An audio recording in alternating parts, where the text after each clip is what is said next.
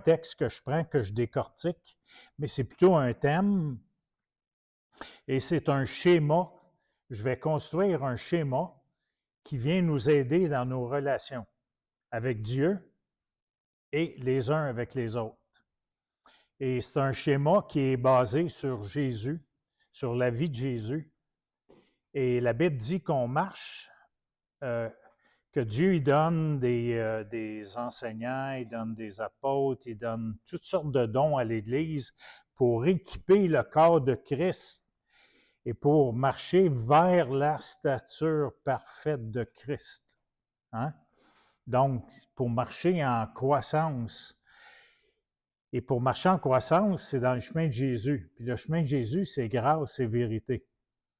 Moi, c'est un petit tableau que j'ai construit au fil des ans qui m'a donné, qui m'a aidé à. C'est un outil très pratique. Quand j'étais coach de hockey, j'aimais ça. Ma première année comme coach, j'étais jeune, puis j'avais un paquet de connaissances. Fait qu'à chaque pratique, je changeais mes pratiques, je donnais des nouvelles informations, puis je remplissais mes joueurs de connaissances un peu comme on remplit des oies à gaver, tu sais. Prends-en, prends-en, prends-en, puis finalement, ben rendu aux fêtes, ma première équipe de hockey, rendu aux fêtes, mes joueurs, alors qu'ils disaient qu'on n'a jamais eu un instructeur comme ça avec des connaissances, ils ont demandé à l'organisation de changer de coach, de me mettre dehors. Alors là, je ne comprenais plus, j'étais tout à l'envers. C'est que je leur donnais trop de conséquences, trop de connaissances, mais on était en dernière position. Donc, ces connaissances-là servaient à quoi au juste? Alors, on n'arrivait pas à les mettre en pratique. Alors, ça m'a suivi toute ma vie. Et je vous parle de ça, j'avais 19 ans. Non, oui, c'est ça, j'avais 19 ans. Et aujourd'hui, j'ai 75 ans, alors ça fait une fait. Mais cette expérience-là m'a suivi dans toute ma vie. Et après ça, l'année suivante, je me suis mis à coacher. Et j'ai dit, il y a de quoi qui manque dans mon affaire. Je ne peux pas les bourrer de connaissances sans que les connaissances que je leur donne les mettent en pratique. Puis que ça les aide à construire un cheminement d'amélioration et d'amener notre équipe collectivement à des victoires. Alors, ça m'est resté. Quand je suis devenu chrétien, bien sûr, c'était la même affaire et je lisais ma Bible puis je voulais comprendre comment ça s'appliquait. Et pour moi, je ne voulais pas juste avoir des connaissances. Alors, ça n'a pas été un problème, ça a été un beau problème. Alors, on va regarder ensemble ce modèle-là.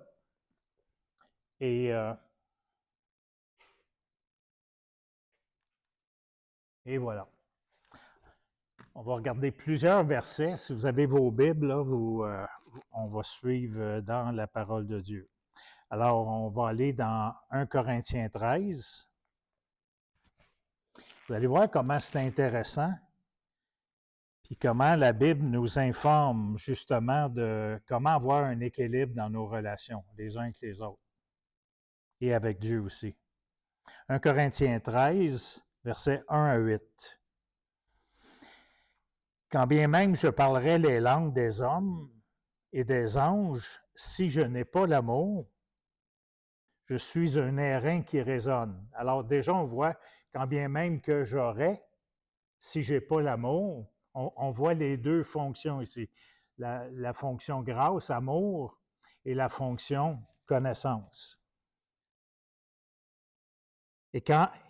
Verset 2, et quand j'aurai le don de prophétie, la science de tous les mystères et de toute la connaissance, quand même que j'aurai toute la foi jusqu'à transporter des montagnes, si je n'ai pas l'amour, je ne suis rien.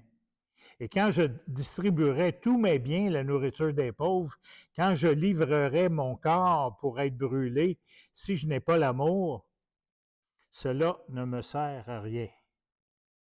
Alors, l'amour est, dans les relations, l'amour est patient, plein de bonté. L'amour n'est point envieux. L'amour ne se vante pas. Elle ne s'enfle point d'orgueil, elle ne fait rien de malhonnête, elle ne cherche pas son intérêt, elle ne s'irrite pas, ne soupçonne pas le mal, il ne se réjouit point de l'injustice et il se réjouit de la vérité. Amour, vérité. Il excuse tout, il croit tout, il espère tout, il supporte tout. L'amour ne périt jamais. Alors ici, on voit quand bien même qu'on aurait ci, puis ça, quand même qu'on aurait la plus grande foi, qu'on ferait les plus grandes œuvres, si on n'a pas l'amour, ça ne vaut rien. Alors, la parole de Dieu est faite qu'elle veut nous donner une balance. Elle veut équilibrer nos rapports. Et moi, avant de devenir chrétien, je travaillais 90 heures par semaine dans le sport, puis j'allais chercher mon amour dans me faire aimer par les gens. Alors, quand je suis devenu chrétien, bien sûr que j'ai donné ma vie à Christ, mais là, je travaillais pour Jésus. Alors, je travaillais 90 heures par semaine. Et j'en donnais des heures et j'en donnais des heures. Mais c'était pour me faire aimer. Alors, c'était pour performer, c'était pour produire, ça n'avait rien à voir avec l'amour des autres. Je ne le faisais pas par amour des autres ou par amour de Jésus. Ma vie était complètement débalancée. Tu sais. Ma femme, à un moment donné, elle disait, es-tu vraiment sauvé, toi? Tu sais. Et elle avait raison. Elle savait que j'étais sauvé, elle savait que j'avais donné ma vie à Christ. Mais à quelque part, j'avais transporté toutes mes vieilles habitudes dans ma vie chrétienne. Et ça polluait ma relation, empoisonnait ma relation avec ma femme, mes enfants, même certains autour de moi. Parce que j'étais sélectif. Je choisissais des relations qui faisaient que mon image était bonne et elle resplendissait avec les gens autour de moi. Jean 34, 35. Jean 13, 34. Jean.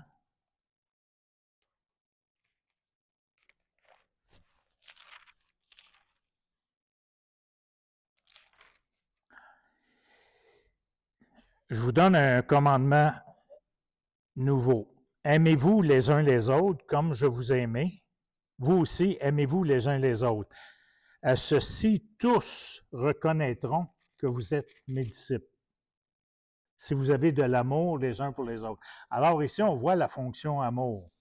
Quand on regarde Jean 8, 32, fait qu'on parle aujourd'hui d'amour, de vérité, de grâce, de loi. On parle de ces choses-là.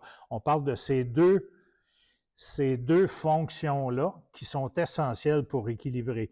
Jean 8, 32 dit, « Si vous demeurez dans ma parole, parole de vérité, vous êtes vraiment mes disciples.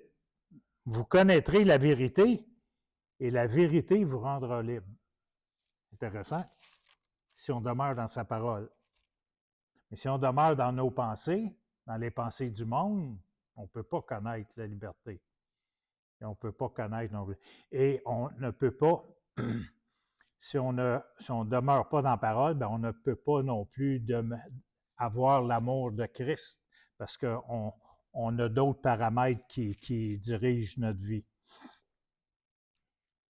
À propos du Jean 13, 34, tu sais, des fois, les chrétiens, on a des drôles de façons de se comporter, puis en rapport avec Jean 13, 34, tu sais, qui dit « C'est à l'amour qu'ils ont les uns pour les autres que tous reconnaîtront, qui sont mes disciples. » Moi, j'étais un jeune chrétien, ça faisait 3 semaines, puis on a été invité d'un rassemblement d'église, et je rencontre moi, je suis tout excité, puis je rencontre quelqu'un d'une autre église, puis il dit « T'es-tu sauvé, toi? » J'ai dit « Oui. » J'ai dit « Toi? » Il dit « Oui, oui. » Fait que j'ai dit « T'es de quelle église? » Puis il m'a dit qu'il était une église très charismatique. Puis, fait que, il dit « Tu parles-tu en langue? » Regardez bien le rapport vérité-amour, là. Il dit « Tu parles-tu en langue? » Ben, j'ai dit « Non. » Ah, ben, il dit « T'es pas sauvé. » Ah ouais? Fait que lui, il prétendait avoir toute la connaissance. Fait que là, il me fait... Il prétendait avoir une vérité, puis là, il me la lance en pleine face. T'es pas sauvé. Il a fait une déclaration. Au lieu de dire, on peut-tu en parler? Tu sais, on peut. Alors, j'ai dit, ouais. Ah ben. Puis là, c'était drôle. Moi, j'étais jeune sauvé, puis je lisais ma Bible. Elle dit, t'as pas le signe. Ah ouais, c'est ça le signe. Ben, j'ai dit, peux-tu t'amener dans un verset? Fait que j'ai dit, je vais te partager un verset. Jean 13, 34. C'est à l'amour qu'ils ont les uns pour les autres que tous verront le signe qui sont mes disciples. Puis là, il continuait à me. J'ai dit, toi, là, tu l'as pas le signe. Parce que dans tes rapports, là, t'es méchant. Tu l'as pas le signe. Pour moi, tu n'es pas sauvé. Puis là, il est parti.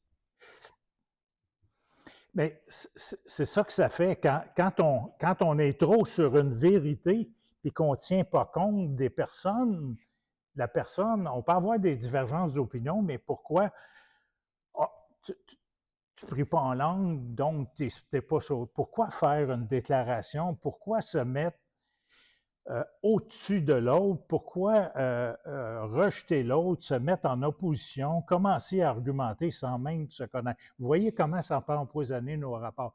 Mari et femme, c'est la même chose. Quand Lorraine et moi, on est devenus au Seigneur, on est venus au Seigneur, on a donné notre vie à Christ. Les deux, on lisait notre Bible. Puis on est deux caractères forts. Fait que quand on se tapait ses nerfs, on disait, hey, aime ton mari comme Christ a aimé l'Église. Puis je disais, ouais, toi, tu as un zèle amer. Puis là, on se lançait des versets comme ça. On se lançait de la connaissance sans avoir d'amour, avec des gros manquements d'amour. Puis ça n'arrangeait pas notre affaire. On était chrétiens. On avait raison, mais on avait drôlement tort de la façon qu'on voulait avoir raison. Et c'est un peu ça qui arrive quand on n'a pas cette balance-là. Tu sais, avant de lancer combien de fois je me suis fait lancer des versets comme jeune chrétien? La Bible, d'ailleurs, elle avertit les pharisiens de ne pas être une occasion de chute dans la façon d'apporter les choses. Tu sais. Jésus il était très, très sévère envers les pharisiens, puis il disait même, vous éloignez les gens de Dieu avec toutes vos règles, toutes vos lois, vous tenez les gens loin de Dieu et vous-même, vous les empêchez d'accéder au salut et vous-même, vous vous en privez. Pourquoi? Parce qu'eux autres, ils se disaient qu'il y avait la loi, il y avait la vérité. Mais dans leur rapport avec les autres, ils se mettaient au-dessus des autres, puis ils jugeaient les autres. Ils, ils, ils se mettaient c'était comme des papes, hein, des papes évangéliques. On continue.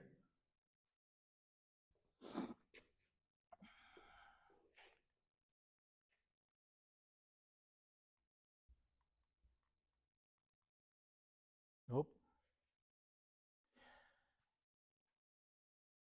Alors, la lettre seule, on va aller voir 2 Corinthiens. Là, on va regarder la fonction vérité. On va regarder chacun des deux fonctions.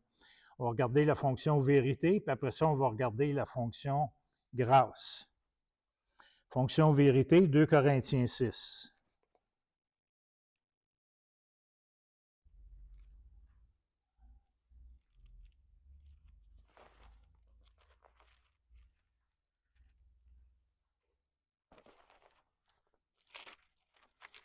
« 2 Corinthiens 6.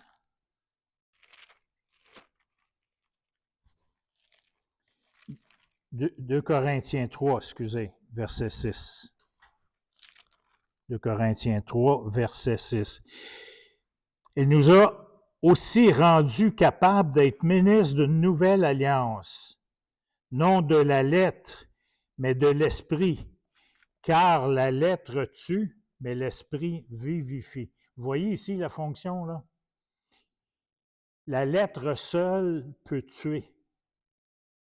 Quand le monsieur qui dit « t'es pas sauvé », il est en train de tuer ma foi, de tuer quelque chose, un travail que Dieu avait commencé en moi. Il était devenu une occasion de chute. Et Dieu merci que, bon, je lisais ma Bible, que j'ai pu lui le répondre, mais il y en a un autre comme ça qui quand je suis venu au Seigneur, ça faisait 2 ans que j'essayais d'arrêter de fumer. Puis je m'en venais bien, là, je progressais. Puis lui, les 3 premières semaines, là, 4 premières semaines, il venait me voir mon commerce, puis il était après moi, là, puis il ne me lâchait pas, là. Puis, as-tu fini de pêcher en fumant, puis as-tu fini de pêcher en fumant, puis as-tu fini... Hey! Parce que lui, il avait la vérité, tu sais. Fait que j'ai pas dit, montre-moi ça dans la Bible où c'est marqué de pas fumer, là. Mais lui, il a décidé que moi, j'étais un pécheur, puis il venait me voir, pas pour me dire bonjour, me dire que j'étais un pécheur. Fait que ça fait quelle sorte de rapport, ça? Fait qu'à un moment donné, j'ai dit, toi, là, t'en as pas de péché, hein, apparent. J'ai dit, moi, tu me vois fumer, tu me traites de pécheur, mais toi, t'en as pas de péché, hein? Fait que là, il a arrêté de... On peut avoir des attitudes très, très cinglantes, mais c'est des attitudes qui font que la lettre, elle tue. Tu sais, elle nous aide pas du tout, du tout. Je vais juste oublier un document. Veux-tu me... Oh, OK, je vais le prendre dans mon sac.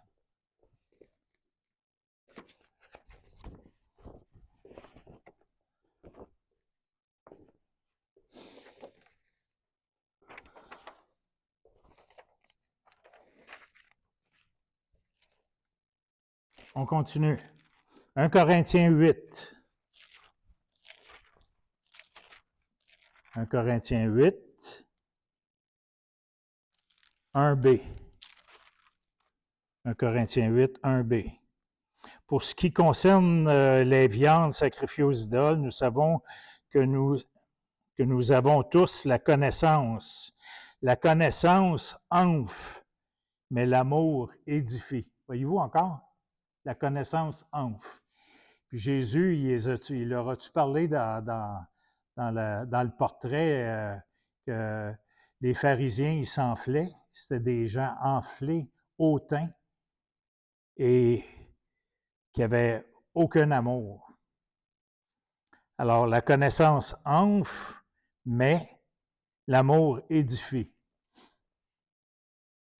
À un moment donné, il y a quelqu'un qui enseignait, puis il disait, « Ah, telle approche, tel ministère, c'est pas biblique. » Puis il disait ça dans une classe provinciale qui enseignait. Puis dans cette classe-là, il y avait des gens qui avaient été enseignés par mon épouse et moi, comme couple. Puis lui, il disait, ben c'est pas biblique, puis il se mettait comme l'autorité, là, au-dessus de... Ceux qui ont suivi le cours avec moi, ils ont levé leurs mains dans le cours, ils ont dit, avez-vous déjà suivi l'approche de Donald et Lorraine Gingras? Il dit non. Mais pourquoi vous parlez contre eux autres? Pourquoi vous dites que vous avez la vérité puis qu'eux ne l'ont pas? C'est quoi le problème? Alors là, il a comme avalé ses paroles. Et c'est des gens qui avaient qui avaient fait une semaine comme couple avec nous et qui avaient été touchés, qui avaient été transformés, on a eu une très, très belle semaine. Mais lui, il enseignait que l'approche qu'il n'a jamais étudiée puis qu'il n'a jamais vue, c'était pas biblique. C'est pourquoi? Pour se remonter, pour se mettre au-dessus des autres. C'est quelqu'un qui enseignait provincialement. Ça peut aller jusque-là. Romains 7, 10. On ne fera pas tous les versets. Je vais vous, si vous voulez la feuille, à la fin, il y a un tableau général où toutes les choses sont dessus. Sylvain a le PowerPoint, alors dans l'ordinateur d'église, où je vous donnerai mon adresse aussi, puis je pourrai vous l'envoyer. D'accord? Romains 7.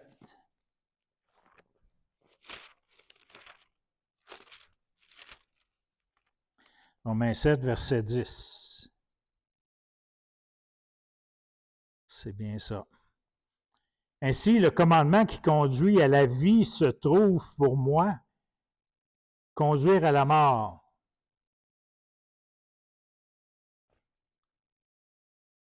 La vie et la mort.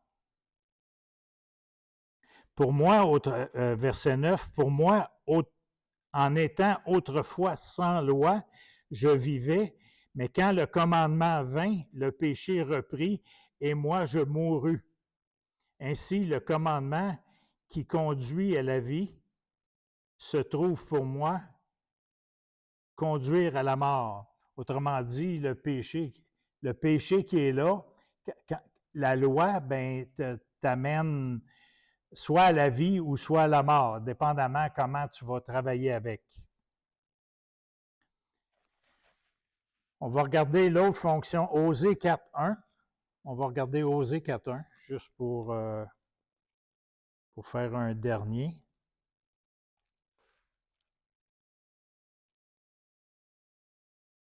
Osée 4, verset 1.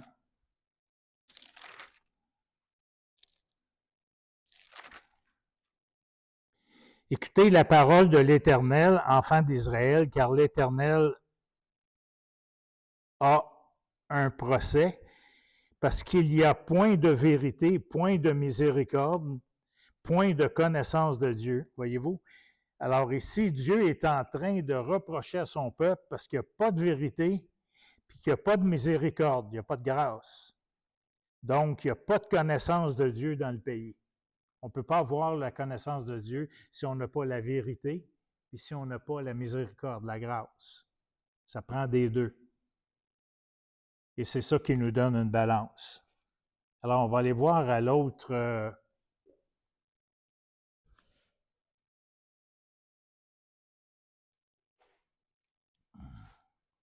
Alors, ici, c'est la fonction. J'ai fait ça comme un tableau. Si vous vous souvenez, en mathématiques, on avait des tableaux X puis Y. Hein? J'ai fait ça comme ça. Autrement dit, on va pouvoir construire une échelle avec ça. Ça va avoir du sens tantôt, là.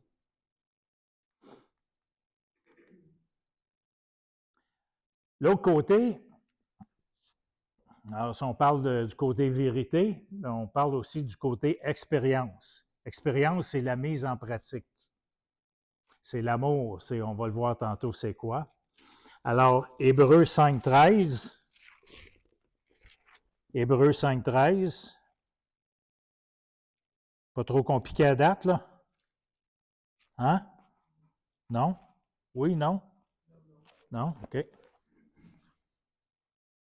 Hébreux 5.13. Or, quiconque est au lait n'a pas l'expérience de la parole de Dieu. Voyez-vous? On a beau avoir toutes les connaissances. Ça, c'est un vrai verset qui m'avait vraiment frappé comme jeune chrétien.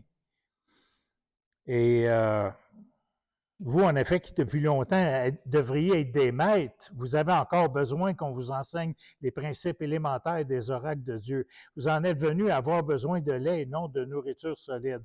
Or, quiconque est au lait n'a pas l'expérience de la parole de Dieu, la parole de justice, car il est un enfant dans sa foi. Mais la nourriture solide est pour les hommes faits, pour ceux dont le jugement est exercé par l'usage à discerner ce qui est bien, ce qui est mal. L'usage de discerner ce qui est bien, ce qui est mal, la vérité. C'est partout, partout, partout dans la Bible, cette fonction-là. C'est pas croyable. C'est toujours, toujours de chercher l'équilibre.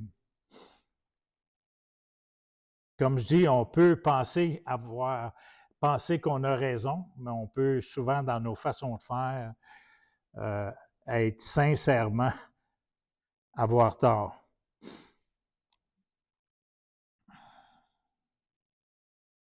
Jacques 1, 22 à 25. Tout de suite après, Jacques 1, 22 à 25. On va commencer à 19. Sachez-le, mes frères bien-aimés, ainsi que tout homme soit prompt à écouter et lent à parler, lent à se mettre en colère, car la colère de l'homme n'accomplit pas la justice.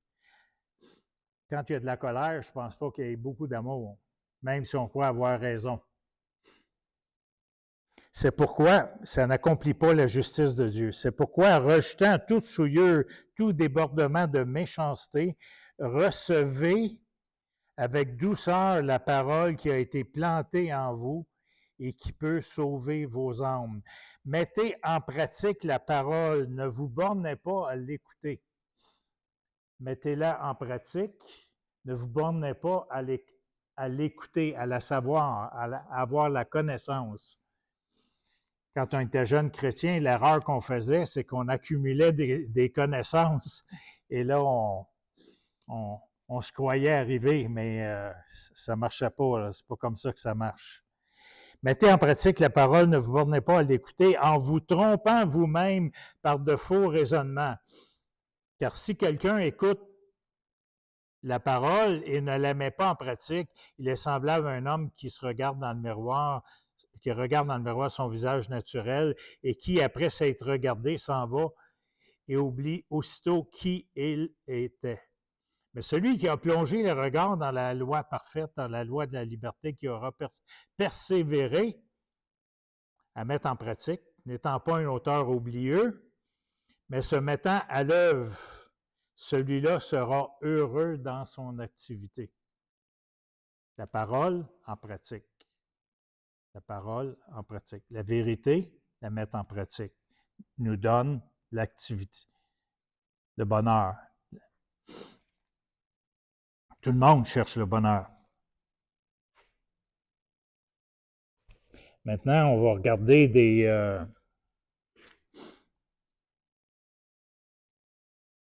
similarités. J'ai cherché des mots, des synonymes, et ça nous aide à définir la vérité dans nos relations et ça nous aide à définir la grâce. Puis je les ai mis changement de couleur, mais quand vous aurez, si vous avez pas, si vous faites une photocopie en noir et blanc, à ce moment-là, vous ferez juste le premier avec le premier, le deuxième avec le deuxième, parce que ça, c'est, exemple, la vérité, une vérité sans amour, ça ne marche pas. Une loi sans grâce ne fonctionne pas. Une connaissance sans tenir compte du cœur, ça ne change rien. Vous allez dire, oui, mais c'est quoi une connaissance qui sans tenir compte du cœur? On avait un prédicateur qui, à chaque semaine, nous enseignait, il était bon, il avait un doctorat, puis il nous enseignait des connaissances.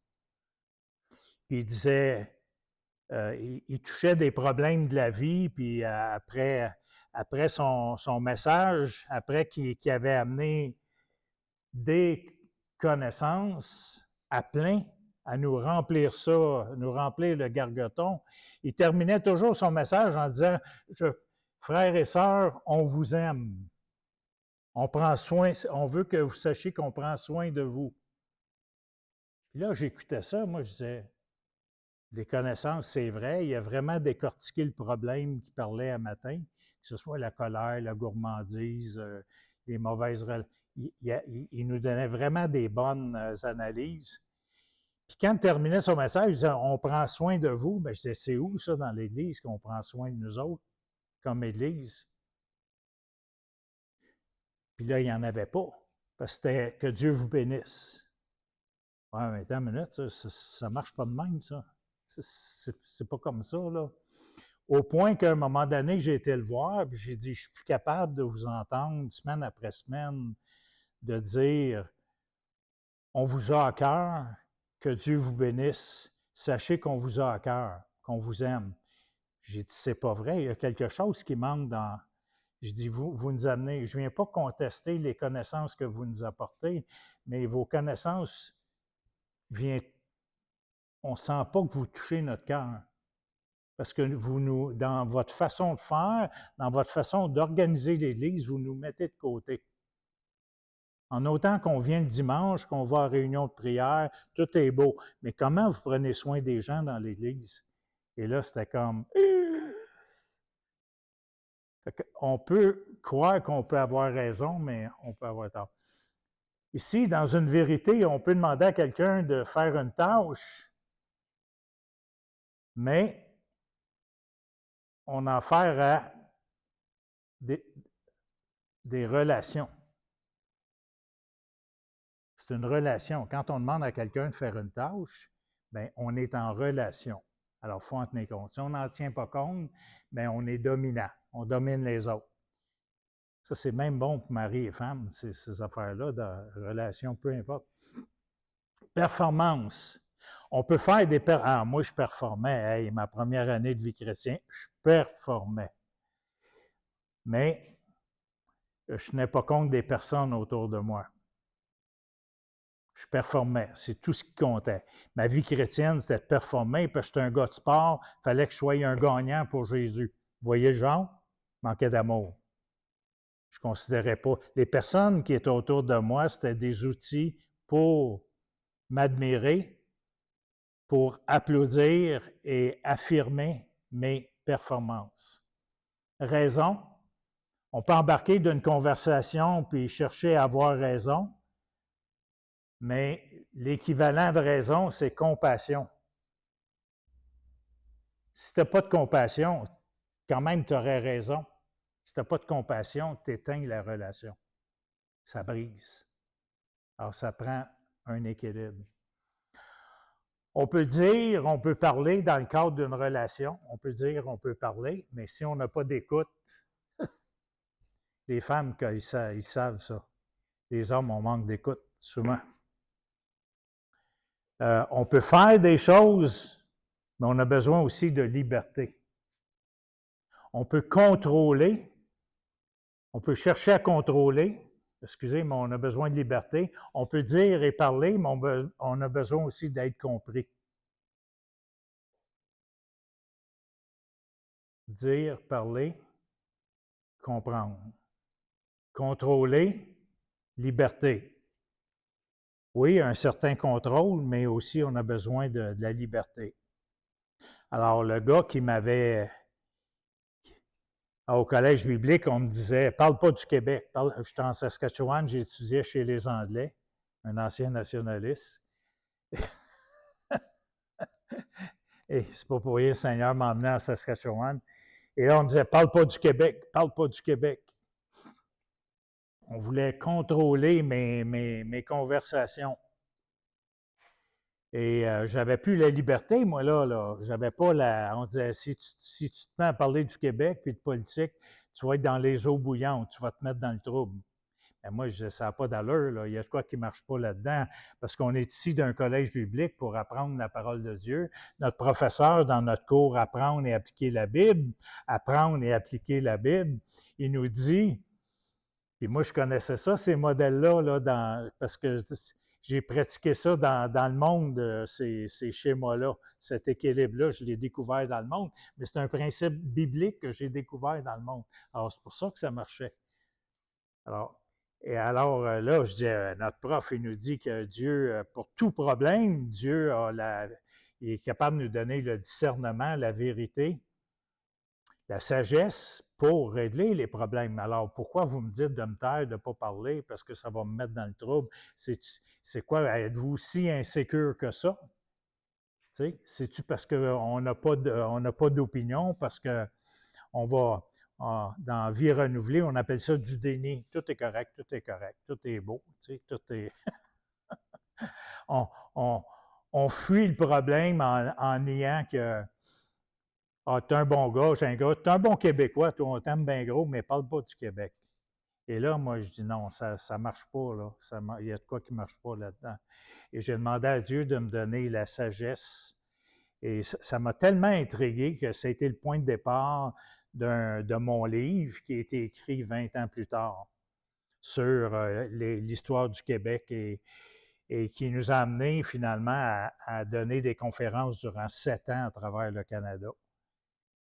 Alors, au lieu de m'asseoir dessus, puis dire, ben OK, je vais me fermer à la boîte, puis je ne dérangerai pas personne, ben moi, j'ai choisi de demander à Dieu qu'il me donne cette compréhension-là des problèmes entre les Anglais, les Français, les Autochtones, puis les immigrants, puis d'avoir une perspective biblique, puis ça a donné finalement un résultat qui fait que durant les 7 années, quand on donnait des conférences, ben les gens appréciaient parce qu'ils disaient, Donald, c'est le fun parce que ce que tu as fait, tu été dans la parole de Dieu pour chercher des réponses.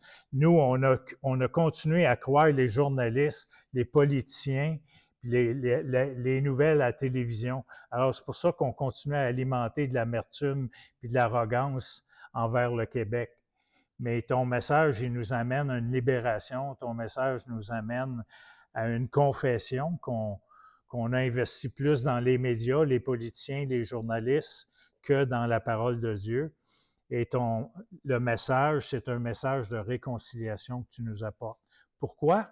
Parce qu'on a travaillé la vérité dans l'amour sans marcher dans le déni des problèmes. Parce que Dieu nous donne toute la sagesse quand on la cherche.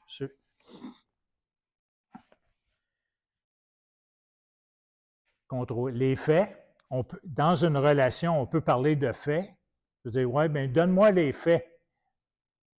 Mais on ne tient pas compte des émotions et des sentiments des gens. Tu as blessé quelqu'un, supposons, moi, je suis connecté avec ma femme, ouais, donne-moi donc les faits. Mais là, je ne tiens pas trop compte de comment ça l'a blessé, puis comment son état d'âme. Elle n'est pas un robot, elle là. Fait que dans certains milieux chrétiens, on a tellement peur des émotions, des sentiments qu'on nie ça, on méprise même. Même ça m'est arrivé une fois de faire ça, mais sur Facebook, un pasteur avait dénigré puis méprisé les sentiments en citant la foi vient de ce que l'on entend, et ce que l'on entend vient de la parole de Dieu, et non des sentiments qui nous mènent dans le trouble. Fait que là, j'écoutais ça, là, puis j'étais comme tordu, puis il y a de quoi qui me dérangeait là-dedans. Alors, pour la première fois, j'ai dit, ouais, mais je pense que je vais y répondre publiquement, parce qu'il l'a mis publiquement. Alors, j'ai écrit au pasteur, j'ai dit, bon, il semble que Dieu s'est trompé en nous donnant des sentiments et des émotions quand il nous a créés, n'est-ce pas? C'est ça que vous êtes en train de dire, que Dieu s'est trompé? Parce que vous méprisez les sentiments, donc vous méprisez Dieu. Là, il m'a floché. Il ne voulait plus. Mais souvent, c'est parce qu'on a certaines connaissances, mais on ne connaît pas l'amour puis la grâce. Et les sentiments et les émotions font partie de ça, font partie de nous. Et Dieu, il ne s'est pas trompé quand il l'a fait. Et la preuve, c'est que quand on fait mal, bien, on a des sentiments de culpabilité, de honte, mais ça, ce n'est pas pour nous écraser, c'est parce que Dieu nous envoie des drapeaux rouges et viens moi, on va se parler, on va régler des choses. Ce n'est pas pour nous taper dessus, ce n'est pas pour nous écraser, c'est des signaux. Et les sentiments, c'est le langage du cœur qui dit exactement ce qui se passe. Puis Dieu dit, qui connaît le cœur? Moi, je le connais. Il y a beaucoup de méchanceté dans le cœur. On continue. Alors, il y a un troisième élément à ça. Bon, on dit, on va marcher dans la vérité, dans la grâce, mais comment qu'on fait ça?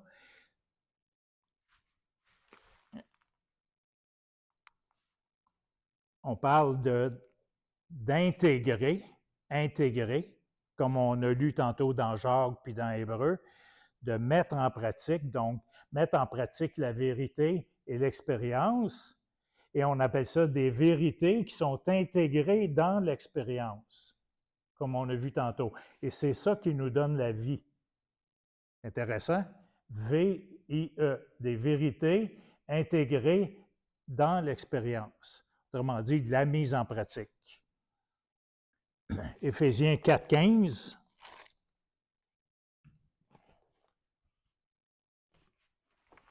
Éphésiens 4,15.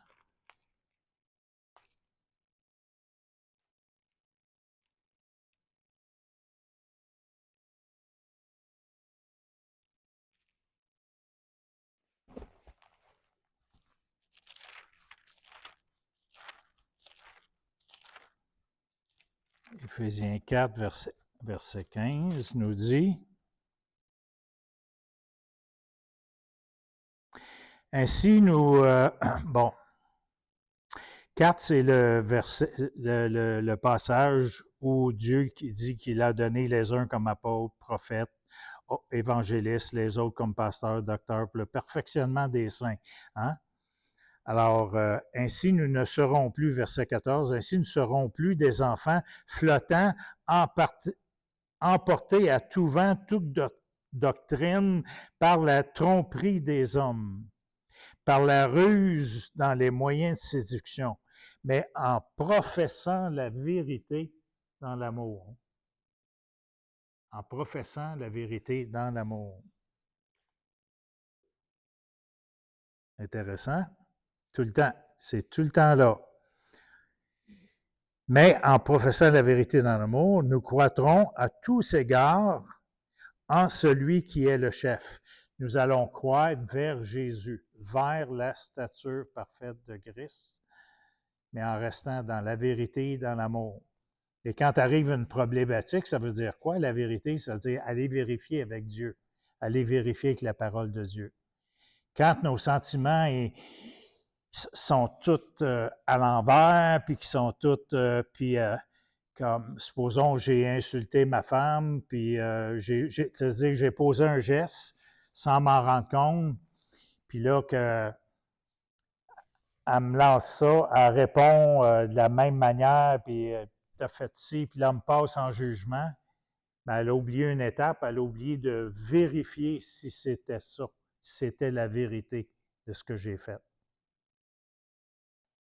Et si ce n'est pas la vérité, bien, au lieu de me passer à tabac, de passer un jugement, au lieu de sauter sa coche, bien, si elle vérifiait mon intention, bien là, je pourrais dire non, je n'ai pas voulu faire ça, vraiment, honnêtement, mais je me rends compte que ce que j'ai fait t'a fait du mal. Alors, ça t'a dérangé, je te demande pardon. Voyez-vous comment ça adoucit les mœurs?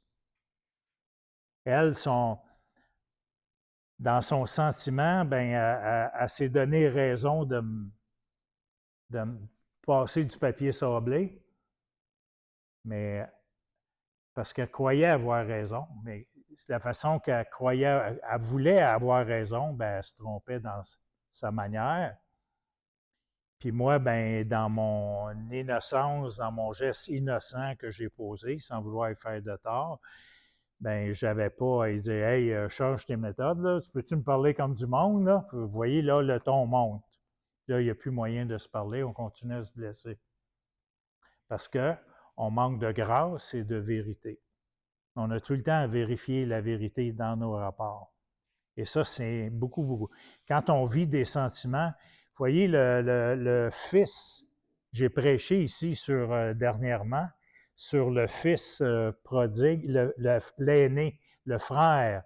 Alors, il y a une fête, puis là, il est vraiment choqué, puis là, il ne veut pas aller à la fête, il pique une colère, puis wow! Puis là, son père s'approche, il vient vers lui pour lui parler, puis là, il commence à narguer son père. Ton fils qui est parti avec ton argent, qui a dépensé. Puis là, il est irrespectueux, il vérifie même pas avec son père la vérité. Lui, il est blessé, et tout ce qui compte, c'est hey, moi qui étais bon, puis qui était fin, puis qui a suivi mon père à la lettre, puis qui a tout le temps obéi, puis garde ce qu'on me fait. Fait que lui, il s'est mis les sentiments qu'il a vécu en entendant la fête, puis que son frère, on a tué le veau gras pour son frère qui était fêté, comme ses amis disaient. Puis il l'a appris de seconde main. Il est encore plus fâché. Il arrive du champ, il a travaillé toute la journée, dur, dur, dur. Puis là, il apprend qu'on fête son frère, on va fêter son frère, comme on fête quelqu'un de très, très important avec le veau gras, puis la bague, puis Hawaï donc, puis la danse, puis la musique, puis lui, il arrive du camp, il n'y a personne pour le recevoir, personne pour lui annoncer ça, personne. C'est comme, hey, là, il est vraiment choqué, vous voyez, là? Puis lui, ses sentiments deviennent des vérités. Il les croit. C'est là que les sentiments ne sont pas là pour nous donner la vérité. Ils sont là pour nous montrer la réalité de notre cœur. Là, il est choqué, il est amer, il est jaloux, mon frère. Puis là, il se met à penser, parce que la Bible parle des pensées du cœur, hein? Mon frère, il va-tu venir me voler mon autre part d'héritage? Puis mon père, il aime mieux mon frère que moi, puis là, la machine, elle marche là. C'est une injustice, je ne mérite pas ça. Ils n'ont pas d'affaire à fêter quelqu'un qui a dépensé son argent avec des prostituées, puis tout à l'envers. C'est là que quand on ne donne pas à nos émotions puis nos sentiments les vrais rôles de vérifier la vérité et de comprendre qu'est-ce qui se passe dans notre cœur, la vérité, comme Dieu a dit à Caïn, tu sais, Caïn est vraiment choqué après que Abel a été accueilli par Dieu, son sacrifice, puis fait que Dieu il était voir Caïn, il n'a pas dit « Qu'est-ce que tu as fait? » Il a dit « Qu'est-ce qui se passe dans ton cœur? Hein? Pourquoi ton visage est-il abattu? » Dieu il l'amène dans son cœur, dans ses sentiments. Parce que Caïn, il pense, Dieu a choisi mon frère, c'est son chouchou, il est plus fin que moi je suis un pas bon, puis etc. Tu sais, lui, il avale toutes ces affaires-là. Là. Mais Dieu, dans sa grâce, Dieu, il veut y amener la vérité. Tu sais. Puis même Dieu, en plus, tellement gracieux, il dit, attention, Caïn, le péché, il frappe à la porte, la tentation, dans ton cœur. Le péché frappe à la porte, mais toi, tu peux le dominer. Mais lui, quand Dieu il parle, là, il a fait ça avec les oreilles de son cœur. Il a bouché les oreilles de son cœur. Il a écouté ses sentiments comme les vérités. C'est là que ça devient. Il a donné un mauvais rôle aux sentiments. Mais les sentiments sont là pour nous guider. Ces sentiments, Dieu a voulu lui montrer son orgueil. Au lieu de tomber dans l'humilité, bien, il est tombé dans l'humiliation, la pitié, l'apitoiement sur soi. Et qu'est-ce qu'il a fait finalement? Bien, il a cru ses sentiments. Ses sentiments ont amené beaucoup de pensées. Il a cru ses pensées comme étant la vérité, sans avoir demandé à Dieu. Il n'a pas demandé à Dieu. Il se bouche les oreilles, puis un coup que Dieu a fini, il s'en va, il dit à son frère, viens avec moi, on va aller faire un tour à quelque part. Puis il le tue. Mais l'autre, c'est la même affaire. L'autre, il n'a pas voulu, le frère de l'enfant prodigue, il n'a pas voulu écouter son père, il n'a pas écouté, il n'a pas voulu écouter. C'est extrêmement intéressant quand on regarde ces choses-là, tu sais, grâce, vérité, amour, vérité, et comment je suis dans mon temps? Ça va bien? OK?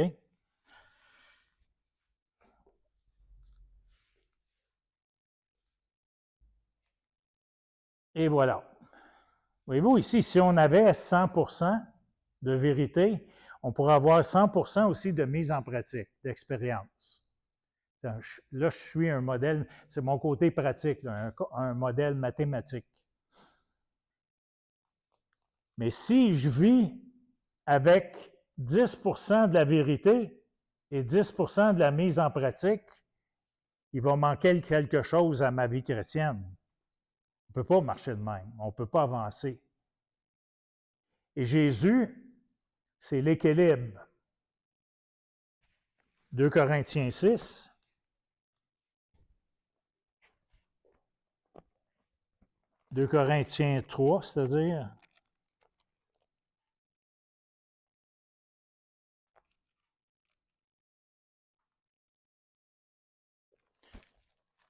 verset 6. Il nous a rendu capables d'être ministres d'une nouvelle alliance, non de la lettre, mais de l'esprit, car la lettre tue, mais l'esprit vivifie. Alors, on a les deux. L'esprit nous donne la vie, vivifie. Alors, plus on s'approche du modèle de Jésus, qui, si vous regardez tous ceux que Jésus rencontre, vous allez voir un focus de Jésus pour amener les gens, oui, dans l'amour, dans la compréhension, dans l'écoute, mais toujours dans la vérité. Tout le temps. Tout le temps. Les pharisiens, par contre, eux autres, ils se font parler vraiment dans le portrait. Pourquoi? Parce que eux, Jésus, il leur rentre ici avec des vérités très sévères, parce qu'il dit, vous manquez d'amour, vous manquez de grâce. Puis vous ne connaissez pas Vous pensez que vous êtes des gens bien religieux, mais vous êtes complètement déconnectés du cœur de Dieu, parce que le cœur de Dieu, ce n'est pas juste des connaissances, des lois, des règles, mais c'est aussi l'amour, la grâce. Ça touche le cœur, les relations, c'est des personnes, la compassion, de l'écoute, la compréhension. C'est pour ça que Jésus est ici. C'est pas que Jésus, il leur rentre dedans juste avec des vérités, c'est qu'il leur dit pourquoi. Parce que leur attitude aux pharisiens brise, ou tous ceux qui agissent comme des pharisiens dans la vie chrétienne, brise des relations, brise la grâce, empêche la grâce et nous prive des bénédictions de Dieu. Jean 1,4, Évangile de Jean, chapitre 1.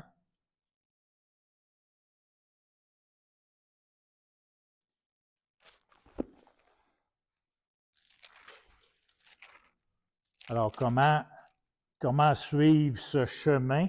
Ce chemin qui est, Jésus dit, je suis le chemin, la vérité et la vie. Comment suivre ce chemin?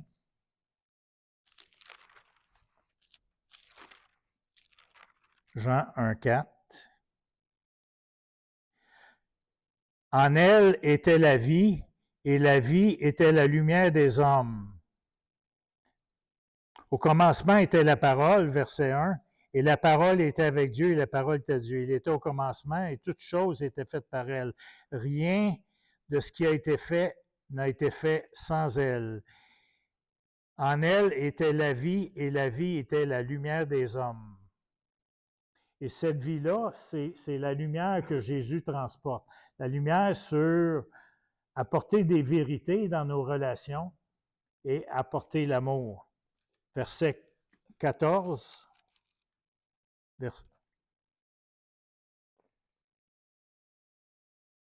Et la parole a été faite chair, elle a habité parmi nous, pleine de vérité, pleine de grâce et de vérité.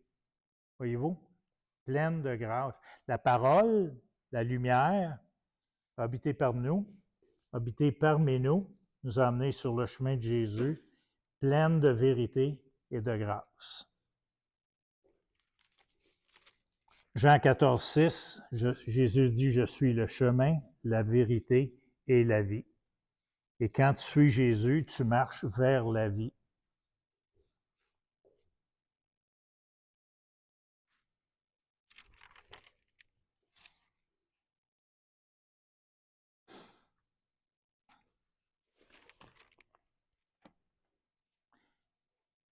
Dans la vie, des fois, dans nos relations, on est porté à être plus gracieux, à être plus... Mais si on n'a pas la vérité, on passe complètement à côté.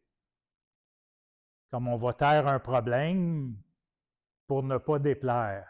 Mais ça, c'est pas marcher avec... C'est marcher avec déni, c'est marcher avec tromperie. On se fait croire des choses à nous autres, vous dites, ben, OK, c'est correct, on peut passer par-dessus ça. Et ça ne crée pas des bons rapports, ça ne crée pas des bons échanges.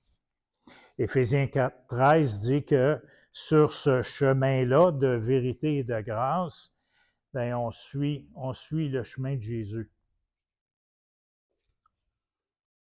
Et quand les vérités sont intégrées à la grâce, bien, on suit un chemin qui nous donne, qui nous apporte la vie. Et dans le pratique, bien, ça demande,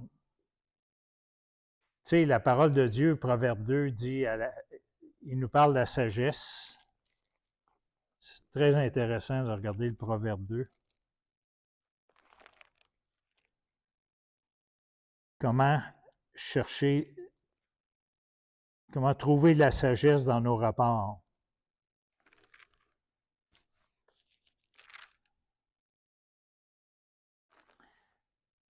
La sagesse crie dans les rues. La sagesse, elle élève sa voix. Elle crie à l'entrée des lieux. La sagesse, elle fait entendre ses paroles. Jusqu'à quand, stupides, aimeriez-vous la stupidité? Jusqu'à quand les moqueurs se plairont-ils à la moquerie? Et les insensés haïront-ils la science? Tournez-vous pour écouter mes reprimandes. Voici, je répandrai sur vous mon esprit. Je vous ferai connaître mes paroles, la vérité. Si on parle de rechercher la sagesse, c'est je vous.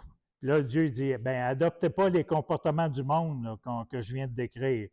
Alors, moi, je vous ferai connaître mes paroles.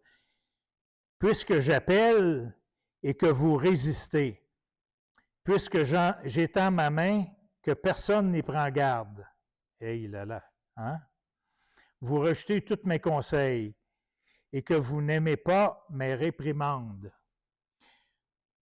Mais moi aussi j'irai quand vous serez dans le malheur. Je me moquerai de vous quand la terreur vous saisira.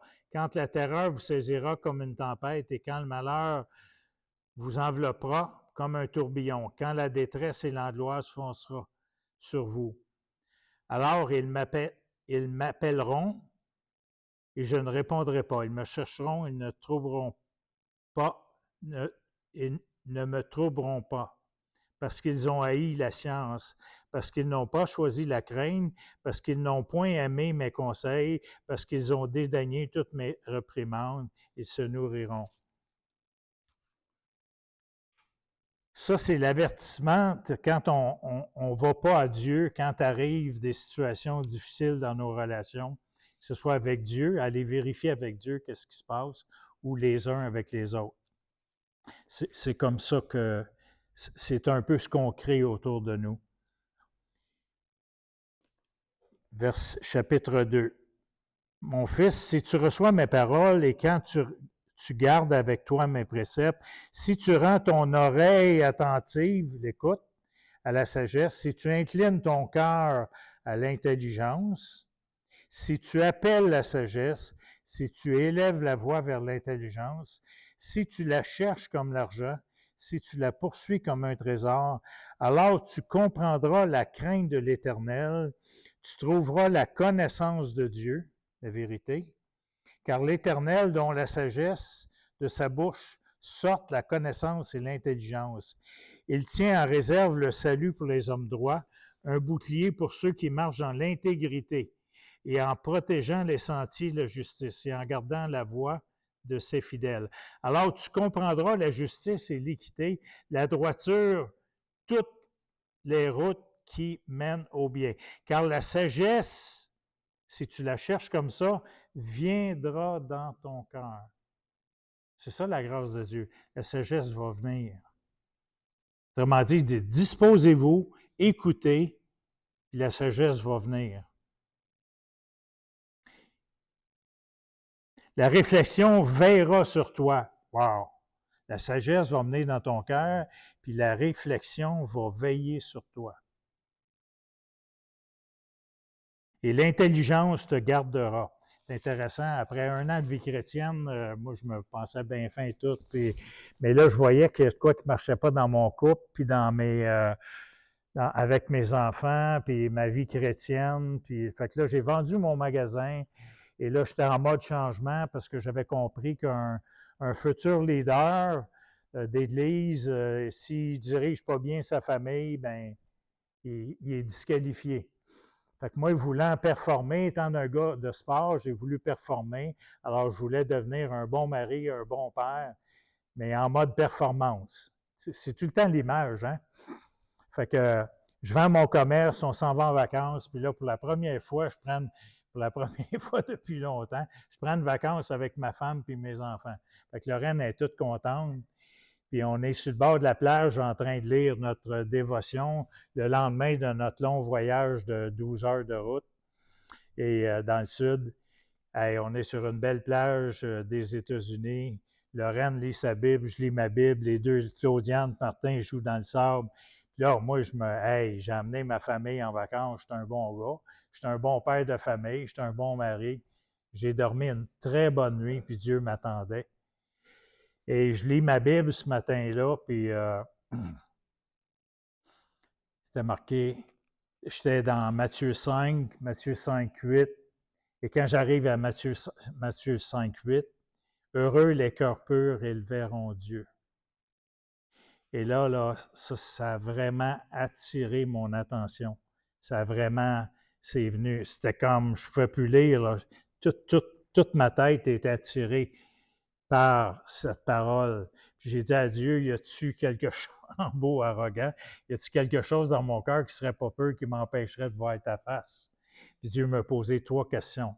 C'est quoi ta relation avec, dans méditation, là? C'est quoi ta relation avec Lorraine? Puis déjà là, je pleurais parce que je voyais tout ce que Dieu m'amenait dans un contexte de vérité. Dieu n'a pas dit qu'est-ce que tu as fait.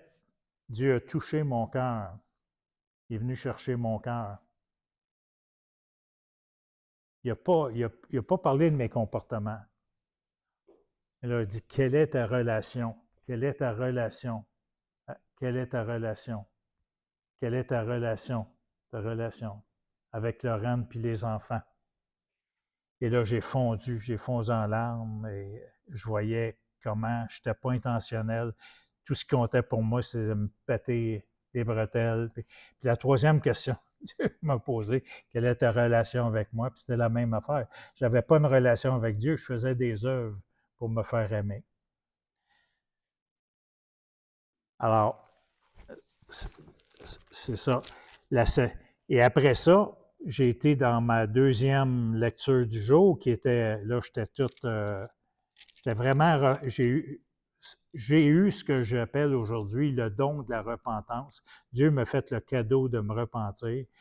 J'ai dit au Seigneur, je ne veux plus être un mari comme ça, je ne veux plus être un père comme ça, puis je ne veux pas être un enfant comme ça, mais je ne sais pas quoi faire. Fait que va dans ton autre lecture aujourd'hui. Fait que je vais dans mon autre lecture du jour, qui était psaume 32, c'est le psaume de confession d'adultère de David.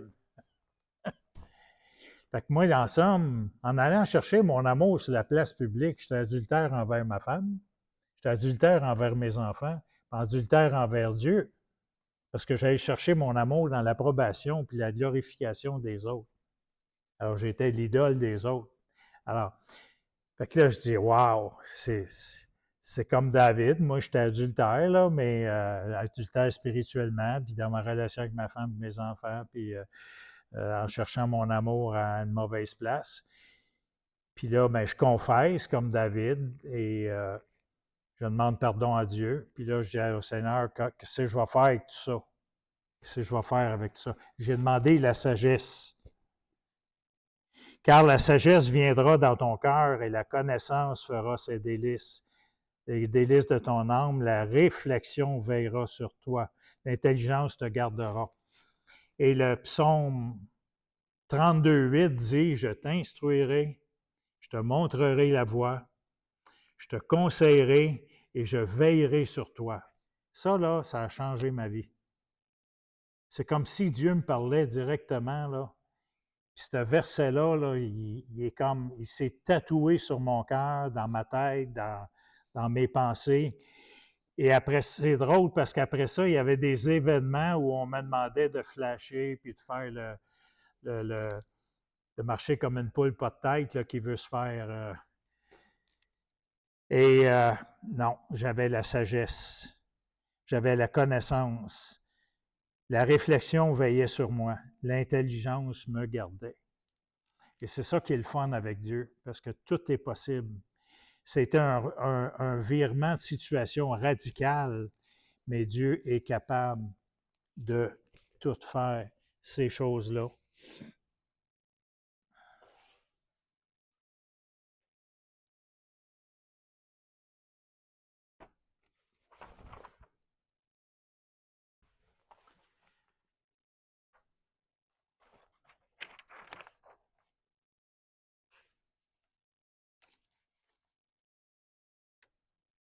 Vous savez, des fois, quand dans nos relations, on est insécure, on n'est pas, soit qu'on manque d'informations avec la parole de Dieu, on va s'accrocher sur des vérités ou des pratiques, un peu comme le gars qui se dit t'es pas sauvé parce que tu ne parles pas en langue. Ça, on appelle ça des cultures d'église. Est-ce que le parler en langue, la Bible en parle du parler en langue, il n'y a pas de problème. Mais les emphases qu'on donne à ces choses-là, mais on s'accroche à ça. Et quand quelqu'un arrive avec une autre opinion, bien, on est comme insécure et c'est là qu'on rentre dedans les autres, puis tu n'es pas sauvé parce que tu n'as pas le signe, puis c'est pas la méthode à faire, tu sais. S'il avait dit on peut-tu en parler, ça aurait été toute une autre histoire, ça aurait fait tout un autre. Mais moi, en bon sportif, j'ai lancé ça, j'ai dit tu l'as pas le signe, tu n'as pas d'amour, puis tu n'as pas. Mais je n'étais pas mieux dans ma façon de le relancer. Tu sais, il y a un Québécois, il y a un gars un autre exemple, il y a un gars de la Colombie-Britannique. Quand je suis arrivé au collège biblique, après 3 semaines, j'apprenais l'anglais parce que j'avais juste l'anglais de mon secondaire à l'école. Puis je sors de la bibliothèque avec un paquet de livres, puis le gars, il me rencontre dans le corridor, il dit puis moi, ben, j'étais un gars relationnel. Fait que j'ai dit Hi, how are you doing? Tu sais, avec mon accent, tu sais, comment ça va? Tu sais. Puis il s'approche de moi, puis il me met le doigt, il dit c'est quoi votre problème, les Québécois? Puis aïe, aïe, aïe, aïe, aïe. Tu sais. Fait que là, c'est comme lui, là, il m'a lancé une vérité, là. Tu sais. Puis il s'est mis au-dessus de moi, puis il m'a nargué, puis ben, moi, j'étais un ancien coach de hockey, hein? Fait que tu ne me mets pas le doigt d'en face. J'enseignais à mes joueurs de ne pas se laisser intimider, tu sais. Alors, vous voyez un peu le conflit que j'avais, mais j'étais un enfant de Dieu d'un collège biblique où ça m'arrive après 3 semaines. Puis le gars, il vient me narguer comme si j'étais un Québécois pêcheur parce que j'étais Québécois, puis oh là là là là. Puis ce que j'ai senti sur moi, c'est la présence de Dieu. Puis le Seigneur me dit, écoute, quand même qui t'a pitché des choses, écoute. Alors je l'ai écouté et il a versé un gros troc à vidange sur moi. Ici, puis Québec, puis là, ici, puis là, ça, puis les politiciens disent, puis les journalistes, puis là, il y en a vidé, puis il y en a vidé, puis moi, jamais j'aurais permis à un Anglais de me parler de même avant. Jamais. Puis je n'étais pas un nationaliste malade, là. Je n'étais pas fondamentaliste. J'aimais le Québec, j'aimais mon Québec. Puis, mais tu ne parles pas de même un Québécois, c'est pas vrai, là. C'est pas parce qu'on est dans l'Ouest que tu vas te permettre de prendre, tu sais, de te mettre au-dessus de moi. Puis, mais je l'ai laissé parler, je l'ai laissé. Puis au fur et à mesure qu'il parlait, puis que j'ai fait de l'écoute, j'ai compris qu'est-ce qu'ils vivaient. J'ai compris une autre version, leur version. C'est qu'en les menaçant de se séparer, on les rejette. Et des choses que je n'avais jamais vues avant. Moi, je voyais juste dans mon contexte au Québec que les prêtres révolutionnaires, là, les prêtres nationalistes, parce qu'après la religion catholique, on a eu des prêtres, hein? C'était les professeurs. Eux autres, c'était les nouveaux prêtres nationalistes qui nous enseignaient comment penser. Alors, si tu penses nationaliste, tu vas être cool. Si tu penses fédéraliste, on va te rejeter en classe. C'est ce que j'ai vécu dans les cégeps, dans les universités. Alors, c'était les nouveaux prêtres qui nous enseignaient des vérités. Et comme lui, il y avait des vérités qu'il enseignait, qu'il avait appris, puis lui, il croyait ces vérités, puis moi, je croyais des vérités. Puis là, on arrive avec deux chrétiens qui se confrontent dans des mensonges, sans avoir vérifié la vérité. Et grâce à Dieu, l'Esprit de Dieu était là.